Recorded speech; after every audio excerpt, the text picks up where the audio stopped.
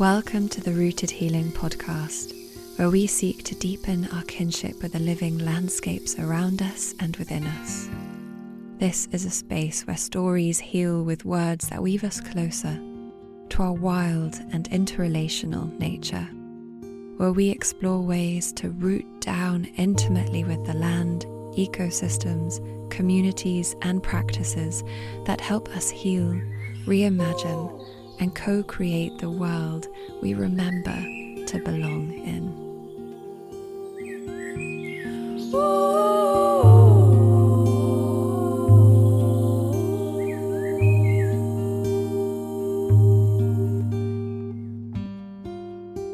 I wanted to go upstream from these stories and look at pre-colonized, pre-patriarchal origin stories where they're rooted in the land. And all of us, from wherever we are, from anywhere in the world, going back to our pre-colonial and pre-patriarchal ancestors to a time when we were all connected and understood our inseparable relationship to the land. 80% of all the biodiversity left on Earth is in the hands and lands of Indigenous peoples, 80%. And that is because of their worldview and how they've maintained a healthy relationship with nature. And so we really need to learn from Indigenous people and really sit at the feet of Indigenous people with deep respect and learn from their traditional ecological knowledge and their understanding of the places they have lived.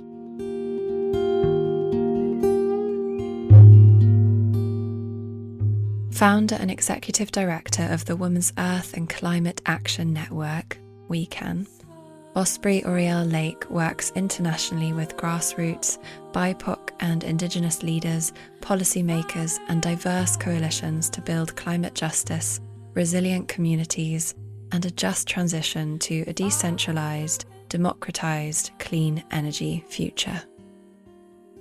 She sits on the executive committee for the Global Alliance for the Rights of Nature movement and is on the steering committee for the Fossil Fuel Non-Proliferation Treaty.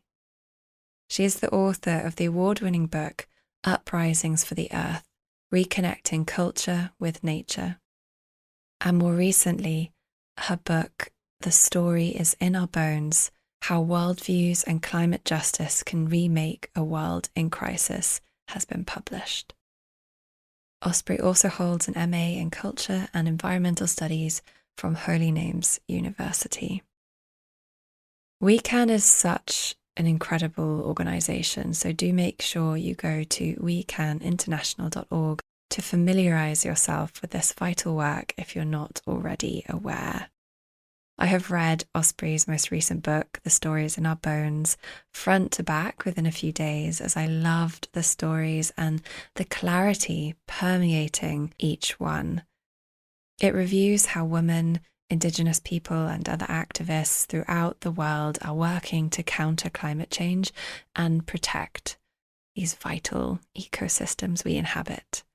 She argues that a more fundamental heritage is in our bones, preserved in Indigenous stories and culture. I was, I'll admit, a little sad that I didn't pull out more of the beautiful, uplifting stories that are in Osprey's book in this episode, so you'll just have to go and read it. And we are doing a giveaway, so Osprey is very kindly gifting a copy of The Story is in Our Bones to our Patreon community. So if you're not supporting the show in that way, but you are enjoying these episodes and you're valuing this resource, please do consider signing up for a really low monthly fee and you'll be in for a chance to win this gorgeous book. I am sure that this episode will give you a taste of seeing the entanglement of the oppressive systems that are, of course, in place, but also this empowering way to step forth and really start inhabiting and embodying systemic change. Before we jump in, I just want to let you know that we have 3 spaces left on our ceremonial psilocybin retreat in Portugal this April 24th to the 30th. Our psychedelic-assisted retreats are seeded in animistic, deep ecology to cultivate healing, belonging, awe, and interconnectivity. This is a process of emerging, surrendering, and remembering where your true essence is enlivened and nourished through the healing grounds of community and nature. Whether there is a yearning inside you for more than what has been prescribed, a curiosity edging you closer to the mystery, or patterns and layers mulching your authenticity, or whether you simply long to sit in real reciprocal community in the village, as we call it, then we welcome you. Follow the link in the show notes to learn more and apply. And I think perhaps even more relevant to this episode is our ancestral gathering in Eryri, North Wales, where you can join us to embody intimately ancestral Indigenous village life amongst the Celtic rainforest, where we gather in a stunning roundhouse and upon truly enchanted lands for ceremonies, songs, stories, crafting, ancestral foods, foraging, and councils, where we come together as our ancestors did to address the crises of our times. There are stunning pictures and videos that Lucy snuck in last time, so do head to rootedhealing.org/ancestral to get a glimmer of the beauty and depth this gathering brings. Jennifer Comeau, previous guest from Turtle Island, said, quote, "Ancestral gatherings are an act of restoration on behalf of all life," end quote. You can see all the full testimonials on the page also. And I just want to say quickly that we have sliding scale pricing for this event. And, I've seen some ancestral immersions here on Bridget's Isle with the same beautiful intention, but connected perhaps to more of the Northern American crowd, being sold for over $6,000. And ancestral is accessible from £900, which is still a big investment. Yet you receive so much that I believe stays in the bones for a lifetime and ripples into, as my teachers would say, the next 7 generations to come. So I see this as investing in becoming good ancestors. Makes me think of that poem from Drew Dillinger. It's 3:23 in the morning and I'm awake because my great-great-grandchildren won't let me sleep. My great-great-grandchildren ask me in my dreams, what did you do while the planet was plundered? What did you do when the earth was unraveling? Well, here's what Osprey has done and is doing, and may we all celebrate any steps towards healing the systems of harm entangled in all lives, of which we are, of course, playing a part.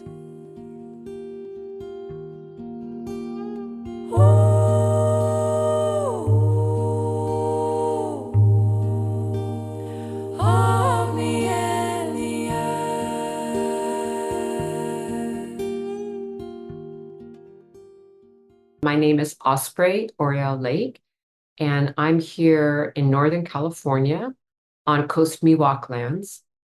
And I spent most of my youth not too far from here, about 3 hours north in a town called Mendocino along the northern coast. And for me, that is the landscape that has really shaped me, both the beauty of the Pacific Ocean and all the beings from the Pacific Ocean, but especially also the redwood trees. This area is the redwood tree belt, and as some people might know, they're the tallest trees in the world, and they're extraordinary. And I consider them to be my relatives and mentors, and they're the ancestors here. You feel like you're a little insect when you walk through the redwoods.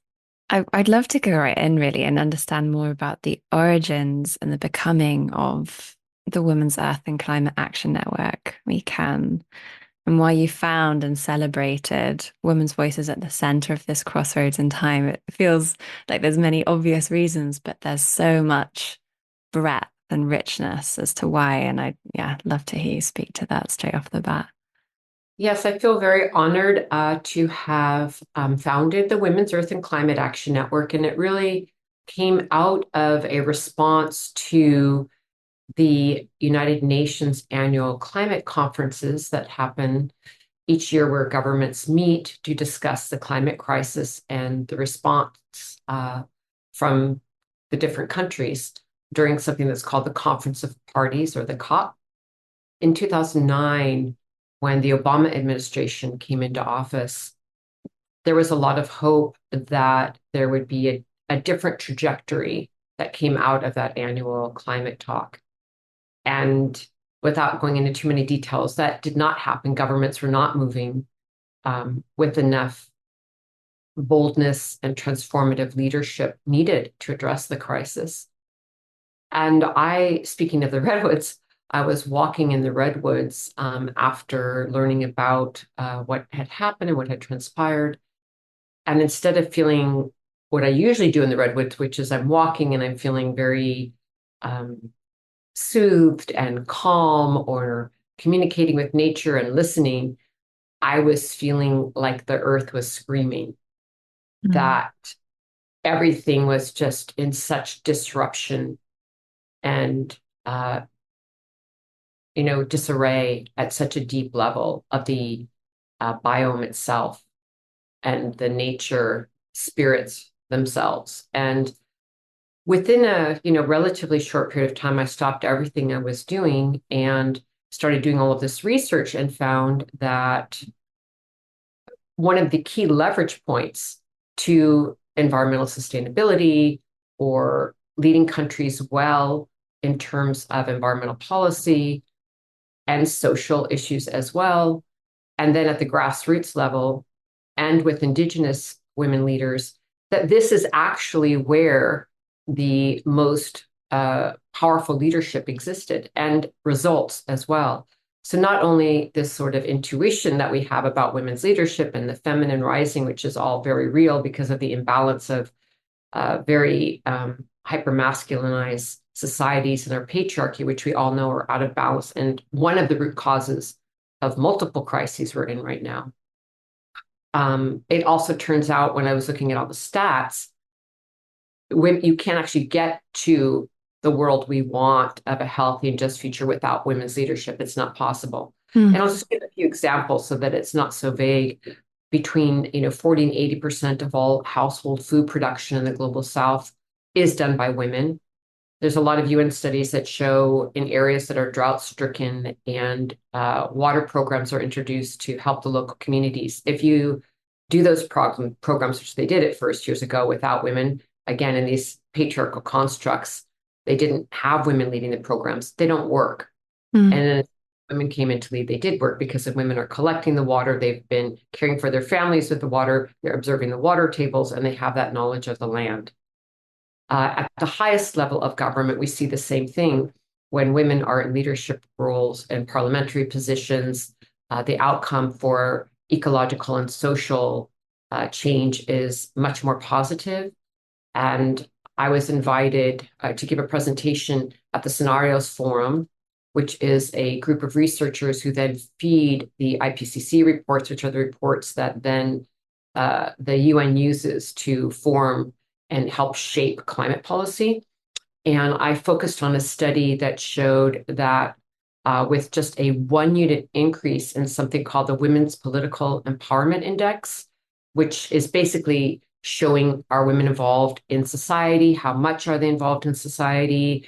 How much visibility do they have? Are they involved in politics? It's called the Women's Political Empowerment Index. So just a 1-unit increase leads to an 11.51% decrease in carbon emissions, which is huge. It's hard to find leverage points of actually how to reduce carbon emissions. Not that everything is about carbon emissions. It's not, but just as an example of what happens when women are given agency. And then the last thing I'll say on that is also because we do a wide range of work, we also see not only the incredible intelligence and brilliance and strategy of women's leadership, but also the spirit and heart and emotional intelligence that we're bringing to these spaces that humanize them and talk about our families and very real things that have been left out of the discourse. Not that men can't talk about them, but again, given our uneven social constructs, women are really in a position to share those stories and it's really has a powerful influence in many decision-making spaces. And then the last thing I'll say, since I kind of wonked out on some of the reasons for working with women, is we do a wide range of programs from forest protection, very deep into how we're going to protect our old growth forests, to reforestation. We have some beautiful programs where we're reforesting damaged lands. We work with food security and food sovereignty with Indigenous women leaders. We also go to the UN climate talks on an annual basis and bring frontline women leaders to speak for themselves to governments and be able to advocate for themselves. We do work around climate finance, meaning in this case, divestment, particularly where if there's a harmful project going into community, whether that's a fossil fuel project or mining, how do we bring the communities who are being impacted to financial institutions, banks, or asset management firms to express to them, we don't want this project and this is how it's harming our community. Because I really believe that we need to be in communication with both governments and financial institutions and companies who are continuing this extractive economy and have this ideation of how economy should exist and what progress is. And it's, this endless economic growth model and capitalism and colonized view has got to stop. And so we have to start figuring out different modalities of communicating with each other and also transforming our economic frameworks that are so destructive to make them much more human and caring for our planet and within the planetary boundaries. So we do a lot of this work to create communications between different sectors, to interject with new ideas, and referring back to my book, really bringing in these different worldviews and what is a climate justice framework? What is a framework of how we can really lift everyone forward as we create the new world we want? And so this is also part of the analysis behind our work at We Can. I'd love to tie this also more intimately into the body. And I think of your opening chapter in the book and just feeling how climate change and justice speak through our bodies and why women are actually worse affected on average globally as well. Yeah, that's a really good question. The other reason that I started Weekend is exactly for that, which is not only are women key to solutions, they are the most heavily impacted by the climate crisis due to gender inequality around the world. And I would add to that, from the lens that we view this work, it's really inseparable also from racism and colonization, because we're not impacted evenly. Not only are women impacted first and worst, but also even more so Black and Brown and Indigenous women because of racism and colonization. So that needs to me to be blended together, because we really need to have a climate justice framework, meaning the justice part is the earth part, and then there's the people being impacted. Right now, in terms of women's bodies, let's just start there, as you had brought up. We every year we've been putting out a report called The Gendered and Racial Impacts of the Fossil Fuel Industry and the Complicit Financial Institutions. And one section of the report deeply goes into case studies. One of the things that we've really looked at from scientific studies and talking to nurses and doctors is how incredibly dangerous it is for communities to be living around any of these fossil fuel pipelines or petrochemical plants or any of this fossil fuel infrastructure, which leads to enormous rates of cancer and asthma in children, and how this really impacts women because they are the caretakers of their families and their own bodies being impacted, including birth defects and a whole host of very dangerous outcomes because of the pollutants that are derived from fossil fuels and fossil fuel infrastructure. So this is something that is key, because many times when we think about the climate crisis, we think about the impacts that we are experiencing in terms of droughts and floods, the horrors that we've already experienced from the escalating climate crisis and what will come in the future.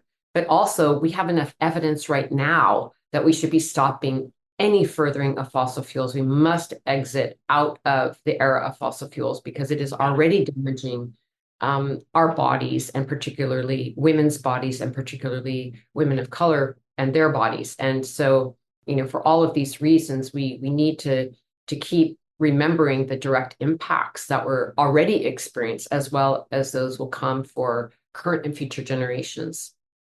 Mm. Something you did really beautifully in the start of your book was orientating us to the sky and origin, the sense of origin, the sense of finding ourselves within lineage and looking to ancestral stories of where we've come from and how that can shape the way we are within and treat this world. And you've written to cultivate the level of necessary ideological change required to meet this crossroads moment, the dominant culture will need to transform its narrative from the very roots. Yeah, I'd love for you to speak to this. I really was thinking deeply about this when I started the book, to start at the beginning point, this window into our worldviews and where do they come from and how they shape how we think, how we act, our politics, our ideologies, our understanding of how the world came into being, everything. And so I began to look at the traditional worldviews that many of us in the dominant society, dominant culture have, whether we're religious or not. But many of these origin stories that end up being from the Abrahamic traditions of the Bible stories and this one male God who is above all. Again, this furthering of the patriarchal analysis and Mhm. worldview. And I'm not a biblical scholar, and I'm not saying the Bible is good or bad. That's really not the point. The point is to look at how these stories are told and how those narratives are impacting us. And so I wanted to go upstream from these stories and look at pre-colonized, pre-patriarchal origin stories where they're rooted in the land. And Mm. all of us, from wherever we are, from anywhere in the world, going back to our pre-colonial and pre-patriarchal ancestors, to a time when we were all connected and understood our inseparable relationship to the land. And so the origin stories I'm looking for and begin to express in the book are both the human stories that come out from the land, but also directly looking at the science story, if you will, of origin of the universe, and looking at that from a very animate cosmology perspective. So not imagining ourselves in science class in third grade or something, and very dry version of what happened at the beginning of the universe, but to actually think about how truly awesome and inspiring and incredible the whole fact is that here we are billions of years later, not metaphorically but truly built from stardust Mhm. on this planet that is spinning in space, that is stunningly, magnificently beautiful, from waterfalls to all the amazing creatures, from deer to opossum to whales to dolphins to every imaginable cat we can think of, and all the plant species, and just how incredible our Earth is in that we have this gift to be on this planet, is somehow in the background of our daily life. And how has that impacted us and how we're living with each other and nature? And that seems to be in the background. Or, with most of our jobs, we're lucky if we get to go for a hike on the weekend. Or, just this idea that we're not integrated with the land. And so I wanted to go and look at how do we really animate our origin stories to transform our worldviews at the root, as you pulled from the quote, and to look at how that shapes how we see ourselves on a daily basis and develop culture and society. Because if we don't have that origin story, then we continue the separation from nature story, which I think we can all feel and sense deeply has been enormously destructive and also heartbreaking. Mm. And so I think there's also a big connection between bringing forward these origin stories that connect us to the land, because this sense of orphanage, because it's not real. We are part and particle of nature. It's not something we have to achieve or believe in. We simply are, Mm. but we can actually believe we're not, because these separation from nature narratives are so deep and profound and are old and are Mm. so embedded in society. And for me, this orphanage from the land, or sense of orphanage from the land, is a deep root cause of how we've arrived at what many scholars call a polycrisis of social, ecological, economical crisis that are all overlapping, because we're so out of balance with our connection to the land and how we're part of the web of life. A lot of this maltreatment comes from this deep emptiness and orphanage from where we live. Mm. Yeah.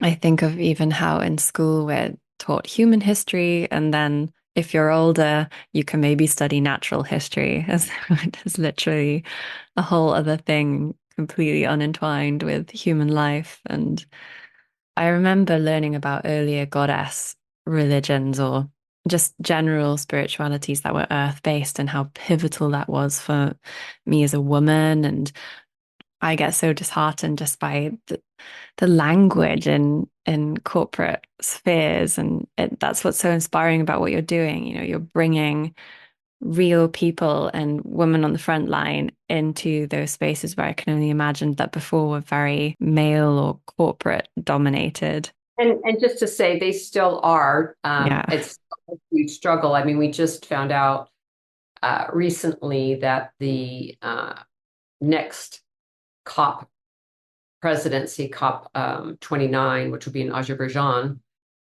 you might have seen in the news, they announced the COP presidency and they brought together their team, and there were 0 women on the team. And Unbelievable. our organization and many others had a big pushback, and then they quickly changed and brought some women on board. And it's not enough, but just to say, yes, we're bringing women to these spaces, and there's a long ways to go. I'd love for you to speak a little bit more about why it's so interwoven and embedded and needed to look at decolonization within the climate justice movement and climate change efforts. As I mentioned early on in the book, there's a relationship between colonization, patriarchy, racism, and capitalism. And so, to address the question, I really also want to get at that these different systems of oppression are interlocking. I think that's really an important part of the understanding, because it's very hard to change something we can barely wrap our minds around. And yet it's really essential we have this, or attempt to really see the relationship between these different forms of oppression, because they all support one another and they all feed one another. And there really needs to be a dismantling process to transform these systems of oppression that is really cohesive. Regarding colonization, it really is core to having a future that is livable for everyone, that we become really educated about the origins of colonization and the impact of colonization, and how deeply embedded it is in particularly Western society, and how incredibly dangerous it is as a thought and practice. I love something that one of our coordinators, weekend coordinators, said she's an Indigenous woman from Brazil, Tylee Tarina. She announced at one of the climate talks that, and I'm not quoting her exactly, but that colonization caused the climate crisis. Mm. And actually, it's not an exaggeration to say that. And even the IPCC reports confirmed that colonization was a factor in furthering the climate crisis and instigating the climate crisis. Again, I'm not quoting exactly the terminology people use, but clearly stating that colonization is a factor. We are in the dominant culture deeply embedded in this ideology that it's somehow okay, to put it in the simplest terms, to be a wealthy country or a militarized country that has militarized power and go somewhere and take over some other people's land and kill them, massacre them, or take them over or enslave them and extract their resources. This has been going on and on and on, and it is a complete one, injustice of unimaginable horrors, and is destroying the earth. And so this is why I say the connection between other forms of oppression are key to link into this, because what makes a people believe that they have the right to do that? So again, this is why in the book I went upstream and said, we need to look at our worldviews. What makes people think colonization is justified?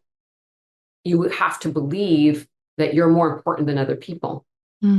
So again, now we're looking at patriarchy and this idea that men are more important than women or gender diverse peoples. We have to look at race, the fact that people, white people and white supremacy creates the conditions to go to places where Indigenous and Black and Brown peoples live and do whatever they deem seems to be appropriate for the enterprise of white supremacy and wealthy countries. So this is why I say all of these things are interwoven, and then you add capitalism into that that configuration, and it creates the perfect awful storm, because now you need to keep having this extractive economy to have endless economic growth. So this is a huge challenge that we're facing now, not just in the climate justice movement, but in terms of biological diversity protection, in terms of Indigenous rights. I also want to bring that into this weaving here, which is that Indigenous peoples, 80% of all the biodiversity left on Earth is in the hands and lands of Indigenous peoples. 80% of our waters are forest. The biodiversity that is the web of life on this planet, 80% is in the hands and lands of Indigenous peoples. And that is because of their worldview and how they've maintained a healthy relationship with nature. And so we really need to learn from Indigenous people and really sit at the feet of Indigenous people with deep respect and learn from their traditional ecological knowledge and their understanding of the places they have lived and are their territories. So again, when we look at colonization, we see the colonization of Indigenous lands, which adds to the very unfortunate enterprise of humanity right now, which is this, consumerism, capitalism, and endless extractivism, and this just rapacious nature. I will also add in, to not in any way turn our eyes from what is happening in Gaza. So whatever realm we're looking at in terms of peace, in terms of the climate crisis, biodiversity, protection of the land, this ideation of colonization has been hugely violent, hugely destructive, and people are really traumatized by it, and intergenerationally carrying on that trauma, and we have to stop it. And sometimes it can feel so entangled and so big. And I know that, at least in my echo chamber, that people really want to change. And, we're all finding our own ways or little pathways to that. But it's also overwhelming and nauseating. And I'm just curious how you found with your work absolutely going for it and just finding the pathways that you feel are most effective. What hurdles have you overcome within yourself to really face this and stay with the trouble? I think it's really important to mention that we're not alone and not be isolated, or it is overwhelming. And also that it's a collective effort. Mm. And that's something I really wanted to convey in my book. It's really, these are very challenging topics, or staying with the trouble of it all. However, there are so many ways people are responding and incredible work going on that are transforming these systems. And I think we need to put our attention there. So Mm. on the one hand, we need to fight, the bad stuff from happening, which we do every day at Weekend, trying to stop a new mining project or extraction project, or intervene in space to, make sure some forest is protected. Like, we do have work to do to stop these things. And Mm. there's work everyone can do in their communities, and find groups that are working on these issues and stopping plastic pollution. I mean, it's endless how to roll up our sleeves and stop a lot of harm and be with community and do that work. Mm. And on the other hand, in our organization, because we also want balance, we're also putting a lot of energy into food sovereignty and food security programs and reforestation and building the good, if you will. And so for me, it's sort of a balance of how to approach this, where on the one hand, we can do a lot of good by stopping harm. And at the other hand, we can really demonstrate and start building the world that we want. Mm. And they need to go, and from my lens, hand in hand. They both can support each other. I think also at a very personal level, it's been very important for me to be educated by frontline women leaders, Indigenous, Black, and Brown women leaders, and really find out. And I should also say gender diverse leaders, and not leave this in a binary. For me, it has also been very important to learn from, Indigenous peoples, and people can start in steps that are bite-sized pieces, let's say. So as an example, I grew up in the town of Mendocino, as I mentioned, and started learning a lot about the Indigenous people from that region, and learned about, different literature that they had put out. And since I've been here in, well, I live in Nevada, which is just north of San Francisco. I live on Coast Miwok lands, as I mentioned. So I've reached out to some of the Coast Miwok leaders since I've been here, and tried to support them, and whether that's through funds or through activities, learning about their culture, again, reading, going to their events, supporting their leadership. What do they need? All of us can learn about the Indigenous peoples whose lands we're on. Not everywhere, but most of us are on stolen lands. What do we do? How do we support reparations? How can we learn from Indigenous peoples? And at a global scale, how do we center Indigenous peoples who are, as I mentioned, caring for 80% of the biodiversity? So what does it mean to learn about, like, Indigenous rights? How do we support Indigenous knowledge? How do we center Indigenous and Black and Brown voices who have been oppressed? How do we step back? So I think this is an internal process of Mm. how do we approach, white identifying? How do we approach the voices that have been marginalized and silenced, and put our energy into lifting up those voices, listening to that leadership, listening to those stories? And this begins, it's like a long-term project of changing whose voices are being heard, what Mm. is centered, and creating balance by actually listening and being quiet and not leading, Mm. and also learning where we live and how we can uplift, first and foremost, Indigenous peoples, but also get really familiar with the land. Where Mm. that we live is also a decolonized process of not having our minds and hearts completely tuned into our computers and the internet and the daily activities of our capitalistic structure and consumerism, but, walking in nature, getting to know the names of the trees, having a garden. All of these things begin to unstructure our thinking and get us into the land. Maybe there's a river nearby your home that is being polluted and needs to be advocated for.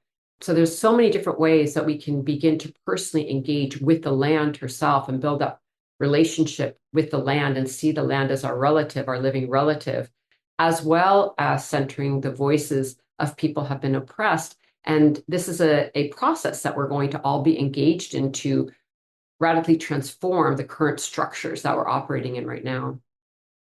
Mm. That's a huge piece of what we've been exploring with rooted healing is this idea of re-inhabitation of place. Like, how do we really learn to fully inhabit place again and come into that innate relationship with place? And you talked about Indigenous peoples protecting and tending to 80% of our biodiversity. I know you're really involved with rights of nature work and this idea, which is so beautifully stemming from Indigenous perspectives, where, the river is not this inanimate presence on the landscape, but this river has spirit. This river has so much wisdom to be shared, and shifting towards a relationship with the land where the land can also take a seat at these tables of council. So I'd love to hear you share about this. It's something that I love to talk about because I love the rights of nature movement. And WeCan has been engaged from our founding with rights of nature as one of our key pillars of work. And it's this idea that nature needs to be able to be properly represented in a court of law. And given our current legal systems, nature is not represented because it is viewed as property, which means a human being owns it. So if we try to protect the land, it is always under the jurisdiction of ownership. And what rights of nature laws do, or this form of earth jurisprudence, a earth philosophy, turns all that upside down and says, no, let's not view nature as property. Nature is a rights-bearing entity and has the right to thrive and be healthy and be able to reproduce and have its own natural life cycle, just as humans do. The development of the rights of nature movement has been going on for several decades now, and it's being pushed forward by advocates and attorneys and land defenders and Indigenous peoples. And as you say, has its roots philosophy and Indigenous peoples' understanding that we're part of the web of life and nature is alive. So we've been engaged at different, at very localized levels around different communities, bringing rights of nature into local ordinances to protect, a river or a forest. But it is also being enacted at a very high level at the constitutional level. As an example, in 2008, Ecuador became the first country in the world to put rights of nature into their constitution, which is just amazing. And since then, there have been several really powerful cases, one in Ecuador with a river that was protected using rights of nature legislation. So this is not just this amazing idea and just somehow right that we should be putting nature at the center of the conversation and the earth at the center of the conversation when we're talking about environmental law. But it's actually something that is being enacted and is being successful. And in fact, at the end, sometime last year, the UN Secretary General mentioned that earth jurisprudence was the fastest growing environmental movement in the world, and rights of nature is a component of that. And it's just growing massively. I'm on the executive committee of the Global Alliance for Rights of Nature, GARN, and we've been just talking about how, we were pushing like this rock uphill, like Sisyphus, trying to get this going for years. And all of a sudden we're on the hill and the rock is rolling down the hill. And we're like, wow, it's popping up everywhere, these, different movements for rights of nature and how it's developing. In Colombia, they passed laws around protecting the Amazon using rights of nature. In the Ponca Nation here in Oklahoma, the Ponca Nation people passed rights of nature ordinances to protect their land from fracking. There's so many stories. One, because you mentioned the river, which I also talk about in the book, is I was very fortunate to be part of a fact-finding mission with wonderful colleagues at an organization called Movement Rights. And we went on a fact-finding delegation to New Zealand, where there is the Wanganui River.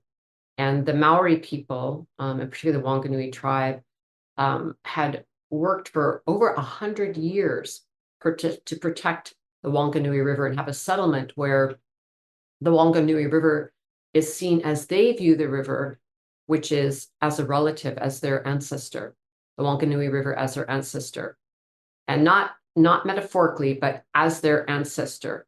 And they were, not very long ago, successful in coming to an agreement and a settlement with the New Zealand government that there would be a custodian from the government and a custodian from the Wanganui tribe that would be like the stewards of the river together and to protect the river as a person, which falls under this rights of nature concept of nature having personhood or nature being seen as its own rights-bearing entity. And it's just so beautiful that they were able to accomplish that in a modern legal framework. And so it was very beautiful to be there and to learn from the Maori who were sharing with us about not only this legislation, but about their views. And the first day I was there, two of the elder Maori women took me to the river, to a really beautiful place along the Wanganui River, and sang beautiful songs to the river. At one point, one of the women took my hand and said, we have a saying here with our river, which is, I am the river and the river is me. I am the river and the river is me. And I could just feel it in my body at every level of how, yes, most of our bodies are water. As human beings, we're mostly water. And at that moment, I could just feel myself being part of the river, part of the waters of the world, the womb waters of women, and all of those cycles. And yeah, just deepening that inseparable connection we have to the web of life at a deep embodied sensate level. And yes, really seeing the river as a relative, which is true. And so how do we then look at both culturally and legally creating a construct that helps us understand we're living in an animate cosmology, we're living in an animate world, and how much healthier that is, and how that changes how we interact with the land, how we can become reciprocal with the land, how do we become life enhancers instead of just extractors and consumers. It really changes everything. So the rights of nature movement is growing, and it's both a legal but cultural phenomenon at the same time. You've spoken about false scarcity. I see a modern culture hurrying us through life with many scarcities feeling a reality. And I'm obviously saying that from the privileged seat of a British person here in Britain. It still feels like there's so many scarcities. Yeah, I'd love for you to share some wisdom of how we can compost this as a story that we can actually reimagine. I'm going to give a short version of what I go into in great depth, as you know, from reading my book, right? So the short version is that the notion of scarcity is also rooted in these systems of oppression that we've been discussing around colonization, capitalism, patriarchy, and racism. Because the colonized and capitalistic constructs depend on populations experiencing scarcity. Because once you create scarcity, then the wealthy elite, the corporate construct, can then create the framework of this economic structure that has most populations completely dependent upon, large corporations, on what is offered to us in terms of where we get our food or any of the tools or housing that we need. There's a complete dependency on governments and the corporations and these systems and financial institutions on how we live, because the land is owned not by, we can certainly buy personal property, but we also have to pay taxes. I mean, there's nothing that is just an open, what used to be called the commons, that was commonly shared amongst people, where people could go to get their collect food or grow their food or raise their animals on land that was open to everyone, the commons. So as we begin to enclose the land, and governments and corporations and different entities and financial institutions take more and more of that land, which is what has happened. This creates scarcity for everyday people because now they can't just walk on the land because it's owned. They have to rent the land. And we can extrapolate from there what that means to everything of our daily needs. Mm. So the main point I want to convey, and like I said, I'm giving shorthand of more complex topics, is scarcity is an invention built into these systems of oppression that make sure the wealthy elite stay in control, and that there's a separation from the wealthy and the everyday people and how they control government and the financial institutions. And again, I would add in that white supremacy is also a component of this because those who suffer the most are Indigenous, Black, and Brown communities, because there's also a racial lens as to how the scarcity impacts all of us because it's not even because of race and colonization. So to also come back at it, it's not, I also don't want to say that like scarcity is an illusion. It's not. We experience it every day. People are starving every day. People are scrambling, working 3-4 jobs a day to feed their families. So it's completely real in the sense of the lived experience. My point in saying where does it come from and it's been created is that it can be dismantled and transformed and composted and changed and must, because it doesn't have to be the way that it's because of how we unequally distribute wealth and these systems of oppression that we're living in, that we're experiencing scarcity. This is part of the dismantling we're involved in. We must dismantle these oppressive systems because they're completely unjust and very, very harmful to people and the land in our communities. What does Mother Earth show us when, I plant my squash plants and I open the squash? There are at least per squash, maybe 80 to 100 seeds in that one squash plant that can then be planted elsewhere to produce whole other fields of squash, just in one squash plant, one squash. Not to make this, seem more simplistic, but more to get at how do we look to nature to learn new models and see this incredible abundance that nature is showing us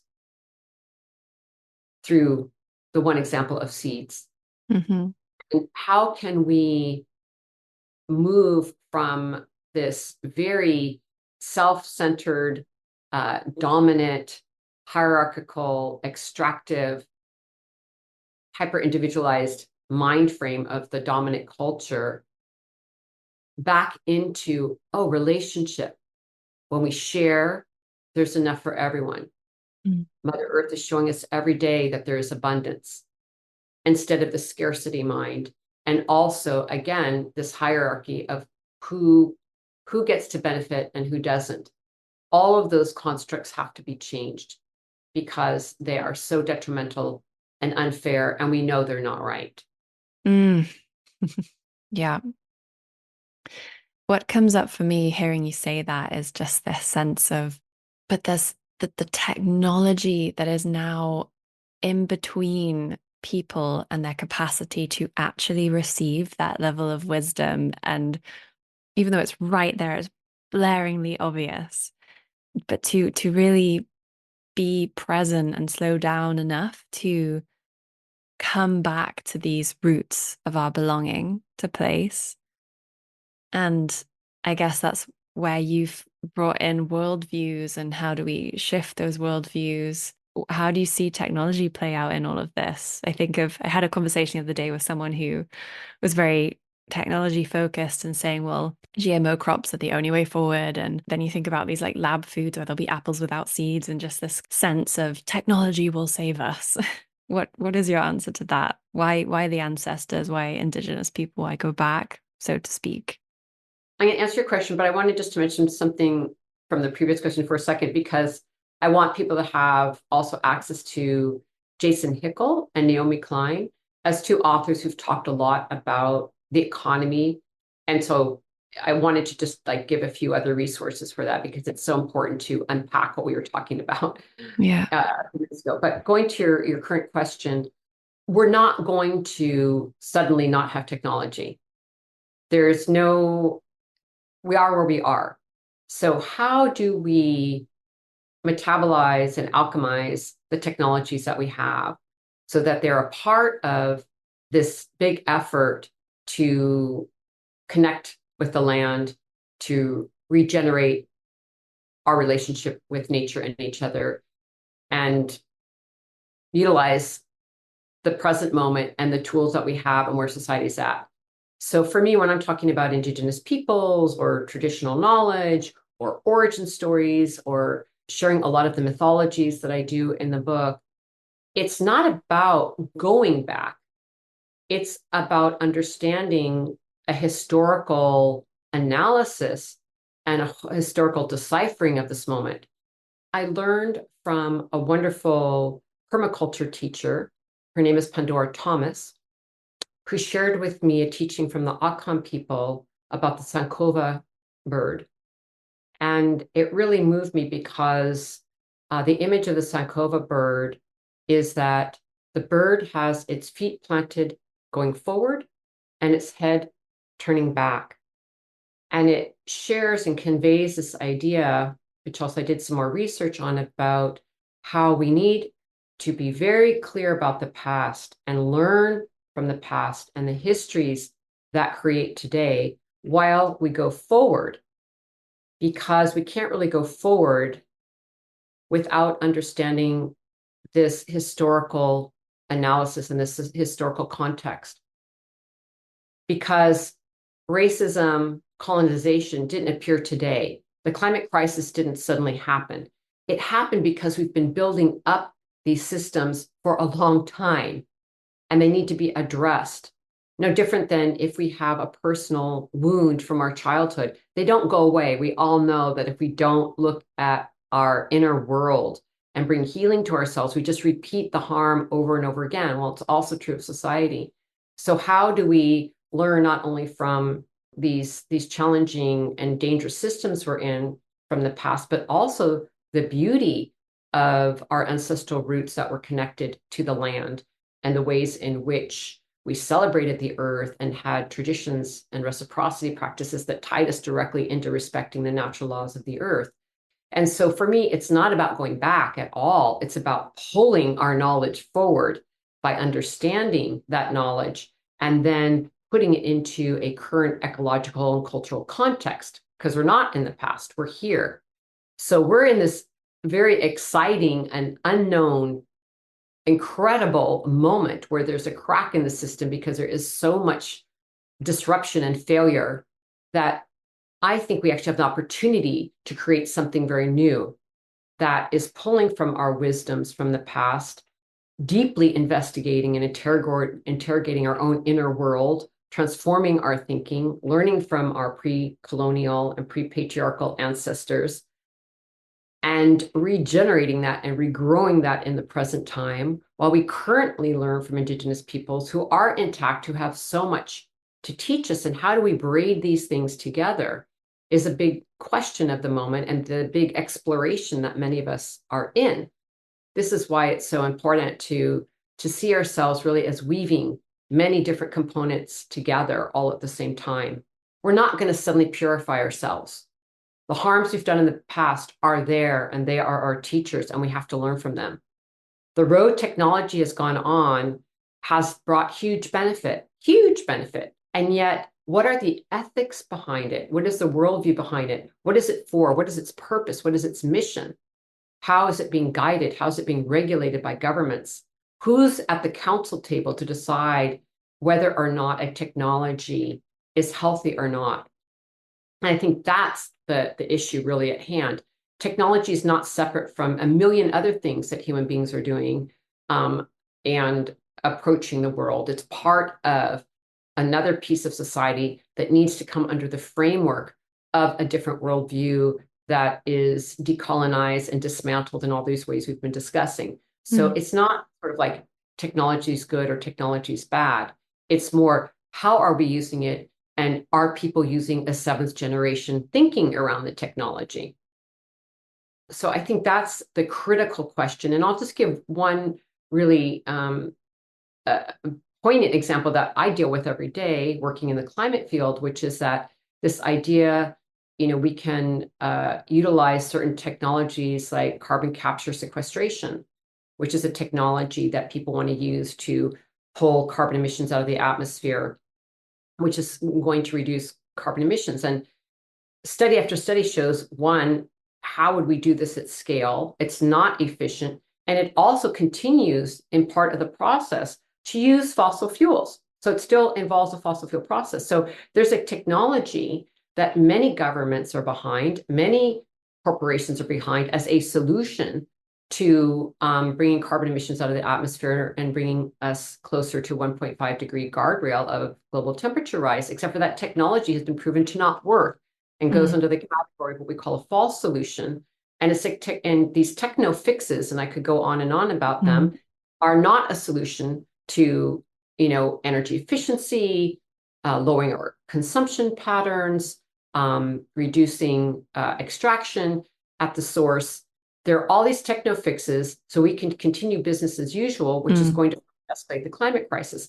So again, there's like a misuse of technology to perpetuate the ideology of capitalism and colonization and to continue to have the wealthy elite carry on their project. So this is why, again, we need to go back to the earth, back to our foundation, back to our connection to the land, so that when we make these decisions, where are they coming from and who's benefiting from them? Because how do we care? I'll kind of end on this point, because I was thinking about it late last night, about how capitalism erases care. It doesn't have to, but it does. So as we have all these corporations trying to meet their quarterly bottom line and increase growth, and financial institutions and governments wanting their GDP to continue to grow, it erases the concept of care, because you're constantly pushing people and land out of the way to increase capital. And where is care for the earth and care for humans in that scenario? Nowhere to be found. I think I've hidden behind some borrowed sorrow. Think I lived my life as if in someone else's debt. Think I thought there was a path to be followed, signs that marked the way, warnings of others mourned regrets. Think I scorned the foolishness of true youth. God knows I was never looking for a high. Oh, I lived my life like some pursuit of pure truth. But the closer I drew to it, knew I could only see one side. But why, oh why do you keep holding this life so heavy? Child, sweet child, I think there's something you're forgetting. Sometimes life is only getting by, getting by, getting by.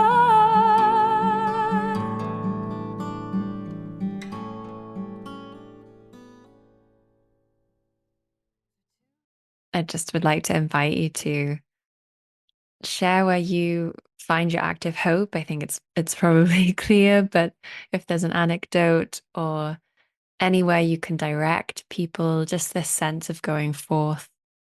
My hope is in you and to your listeners and to all the amazing people in these global movements around the world for climate justice, for peace, there are so many people doing remarkable work. I didn't even share any of the incredible stories that could have. They're in the book about projects we're engaged in and reforestation and bringing back lands that were destitute. I mean, people are doing amazing things. And particularly, of course, I would focus on women and gender diverse leaders. I mean, the fights that we have won to protect old growth forests, to protect rivers is phenomenal.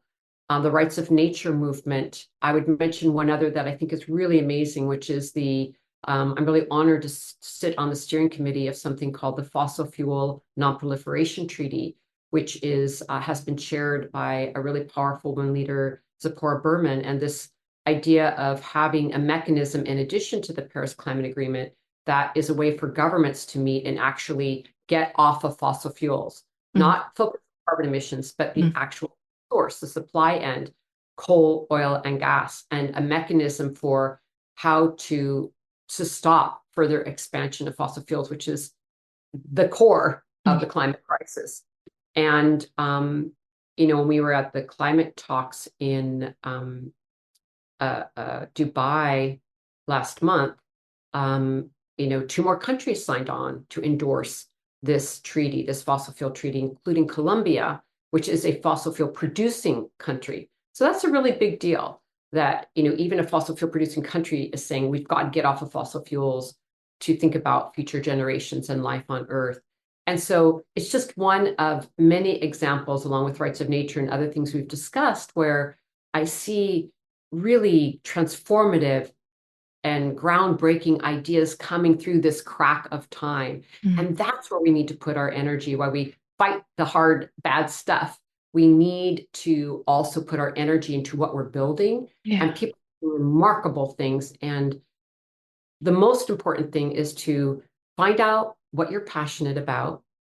It really matters to find out what you're passionate about, because I think it's a combination of what's coming from inside us, but also what is the earth calling us to do? What is it calling me to do?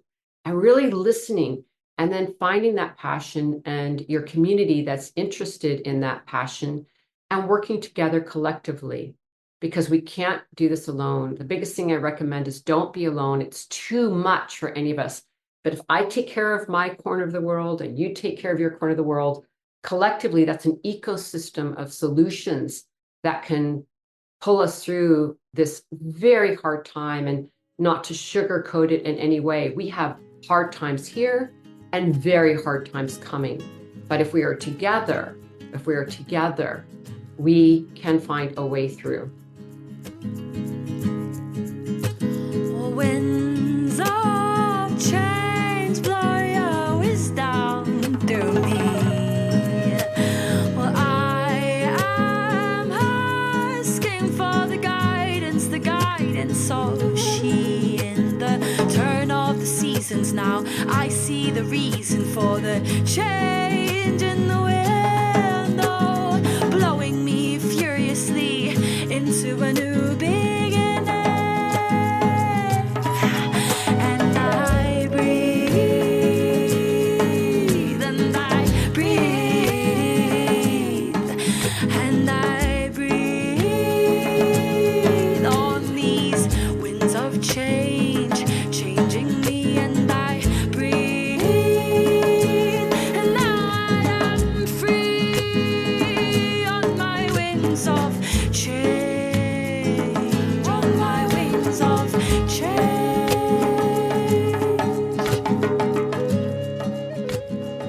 Thank you for being here with the Rooted Healing community.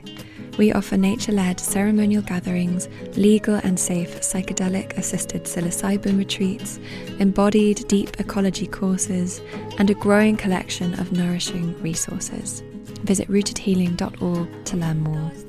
You can also find us on social media, and all the links are in the show notes. There are some wonderful acts of reciprocity and cross-pollination that you can do if you are enjoying this podcast, which will help others heal and connect inner and outer landscapes. You can subscribe, rate the show 5 stars, leave a review, and when we get to 50 reviews, we're doing a juicy giveaway.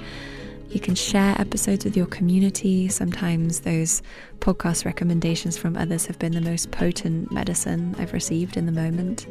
And you can join our Patreon community where you can actively place value in this resource and receive bonus material, book and gift giveaways, meditations, workshops, episode transcripts, community discussion, and discounts to our events.